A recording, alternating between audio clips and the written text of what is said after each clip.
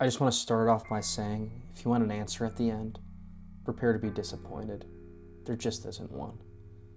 I was an intern at Fox for a semester in 2021 for my degree in film. Because of the ongoing COVID-19 pandemic, the position was remote. I would log into a remote desktop and do edit requests in a software called The Let. I would have occasional Zoom meetings with supervisors when problems arose. By the nature of my job, I got to view episodes of the Animation Domination lineup before they aired. I'll get right to it without giving too many unnecessary details. Season 20 of Family Guy was the first season that had been in production exclusively during the pandemic. And as part of the Growing Pains, episodes were rarely finished more than a few days before they needed to premiere. But there was one episode that caused so many problems, it needed to be scrapped entirely. I logged into the remote desktop at 9 a.m. on a Wednesday and began to work. At noon, I saw a request come in for an audio balance misc on an episode of Family Guy called Peter and Pink. I marked it as an edit in progress and locked other editors from accessing it, as was standard procedure. With what I would end up seeing, I wish I had simply waited for the next request. Perhaps if I had, I wouldn't still have visions of the horrors. At the start of the episode, before the title theme, a negative color Stewie Griffin looked right in the camera and said, "This episode is actually called Meg's Suicide." His voice was pitched down and sounded demonic. At first, I didn't think too much of it. Family Guy is known for breaking the fourth wall, after all. Even though I had never seen a single episode of Family Guy that had a cold open that went before the theme song, didn't mean it could never happen.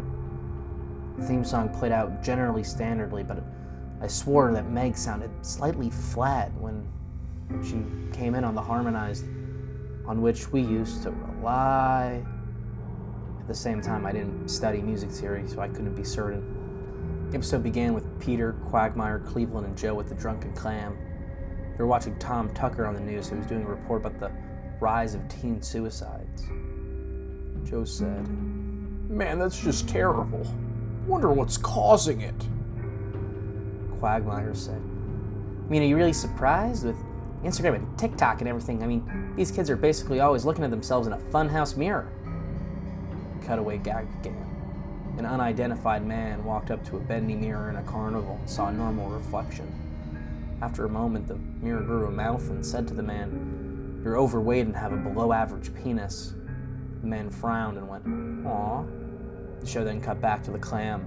Cleveland said, "You know, Peter, you really ought to check in with your kids to make sure they're doing okay." Peter said, "Thanks, Cleveland, but I think I know that my own kids are all right." A quick digression. I have been and will continue to do impressions of the characters to get across exactly what I had witnessed, but given recent developments in the past few years, I don't feel it would be appropriate to do an impression of Cleveland Brown or any other cartoon characters of color. Musical interlude played and we cut to the outside of the Griffin family house. Inside, Brian and Stewie are watching The Biggest Loser.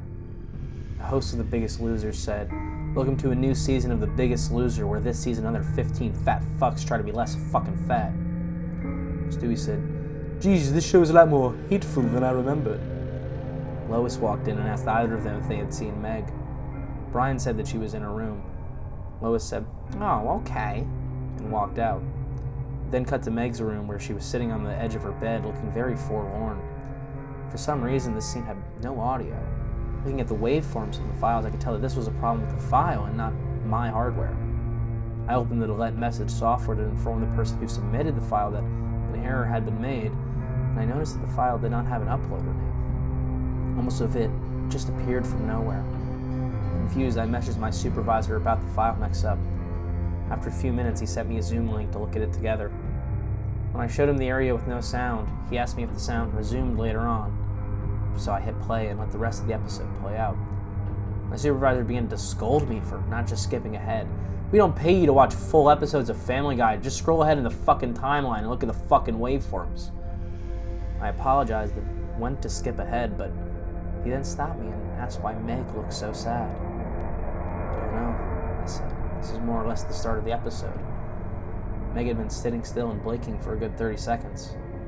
She then started to cry softly. But the cry did not sound at all like Mila Kunis, but rather a real 6-year-old girl. Then a sound like wind blowing came directly into my ears. Felt like I could actually feel the wind blowing in my ears, as if a human were blowing directly into my ears. It sounded like my supervisor was feeling it too. What the fuck, are you hearing that too? God, that's fucking weird, man. How the fuck is that happening? He took off and unplugged his headphones. Meg's sobbing got louder and louder, more full of hurt and anger. Because then I realized the screen was slowly zooming in the whole time. I consider myself very knowledgeable on avant-garde comedy, but I just couldn't figure out what the gag was. This didn't feel like a standard episode of Family Guy. The wind and sobs were getting so loud that it started causing me pain. I tried to add a limiter effect to cap the audio at negative 12 decibels, but it didn't make any difference. Who wrote this? My supervisor asked. I went back to the opening to look for the written by credit. I didn't notice it before, but no credit came up. In fact, all of the opening credits were gone.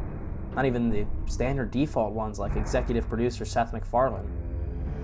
Looks like there isn't any credits. Yeah, I could fucking see that. Jesus Christ, how long have you worked here? My supervisor replied. 2 months, sir. Some slow fucking learner you are. I tried to hide my hurt and skipped back to Meg sobbing. Something flashed over the screen for a single frame. I paused and rewound. What we saw was horrible. It was a still photo of a dead child. He couldn't have been more than 6. The face was mangled and bloodied. One eye dangling over his upturned face popped. He was naked down to his underwear, his stomach crudely cut open and his entrails laying beside him. He was laying on some pavement that was probably a road. The most upsetting part was there was a shadow of the photographer. There was no crime tape, no evidence tags or markers, and the angle was completely off for a shot designed to be evidence. It seemed that the photographer was the person responsible for the young boy's death. Fuck me, who put that in? That's fucking something, holy shit, my supervisor said. Do you think it's a joke? I asked. He shrugged. The screen flipped back to Meg, still sobbing louder than before, her hand half body in frame. There was now what appeared to be blood running down from her eyes. The blood looked so realistic, like if you dropped real blood on a printed photograph of a cartoon. Alright, fuck it, I gotta bring in another opinion on this. Hold up. My supervisor brought in his superior, who joined the Zoom and watched the crying and the blood for a while, and then brought in another superior, and then another, and then they brought the man himself, Mr. MacFarlane. He joined the Zoom on his phone. It seemed to be he was just waking up because he was still in bed. He left quickly to his office, but in the background I could see about half a dozen naked black women. Alright, why the hell is it so important for me to watch this episode? Mr. MacFarlane asked. The superior explained what we had seen so far, and Mr. MacFarlane didn't seem too convinced. Alright, keep it playing, he said anyway. I hit play, and Meg's sobbing sounded like screams. Mila did this in the booth? It doesn't sound anything like Mila, Mr. MacFarlane said. Everyone nodded in agreement. Meg suddenly stopped crying and looked directly at us. Her eyes were hyper-realistic. They were bleeding, bloodshot, and pulsating. She just stared at the screen as if watching the viewer. After about 10 seconds, she started sobbing, this time not covering her eyes. The sound was piercing and loud. Most fear-inducing of all was her sobbing was mixed with screams. Tears and blood were dripping down her face at a heavy rate. The wind sound came back, and a deep voice, slow to Peter Griffin laugh, mocked her. Something else flashed on the screen. I went by frame and backed it up. It was a photo of another boy about the same age. This time it was different. The entrails were just being pulled out from his stomach wound by a large hand. The right eye popped, and dangling, blood trickling down to it. I lost it. I vomited on the floor. Mr. MacFarlane said, Jesus Christ, it's like this is the first photo of a dead child you've ever seen. He laughed lightly, and the superiors did as well. No, but in all seriousness, this is really disturbing, and I don't know how it got in there. Meg was just staring at all of us, full frame of the face for about 3 seconds. Shot quickly panned out, and then deep-voiced Stewie Griffin from the start said, Do it! I saw Meg had a shotgun in her hands. She immediately put the gun in her mouth and pulled the trigger. Realistic blood and brain matter splattered on the wall on her bed. Damn, those Koreans we get to animate these really went to town with the blood physics, Mr. MacFarlane stated. Her dead body stayed on the bed for the last 5 seconds of the episode. So you're telling me the whole episode was like this? Yes, I said to Mr. McFarlane. All right, well, play from the start. I need to see the whole thing. I went from the beginning. He immediately commented on the negative Stewie Griffin. He said he never recorded that line and started demanding to know who the fuck thinks they could do impressions of his character in his own show. Viewing the episode twice only served to imprint the entirety of it in my mind and caused me horrible nightmares. The boys in tech tried to figure out who uploaded the files to the let, but the news was never passed on to a lowly intern like me. I figure whoever was sick enough to make something like this probably has some kind of VPN tool to hide their IP address and make them untraceable. There were emails in my last few weeks about plans to return to the office, and part of me wonders if this episode made them hurry their plans to avoid any future security risks. But all the same, I don't know what happened, and to my knowledge, nobody does. There was an investigation due to the nature of the photos, but nothing came of it. No child was ever identified, and no clues were gathered from the data, nor physical clues in the photos. I never believed in unexplainable phenomena before, but now I have seen something happen, can't prove anything about it beyond anecdotal evidence. I think twice about things.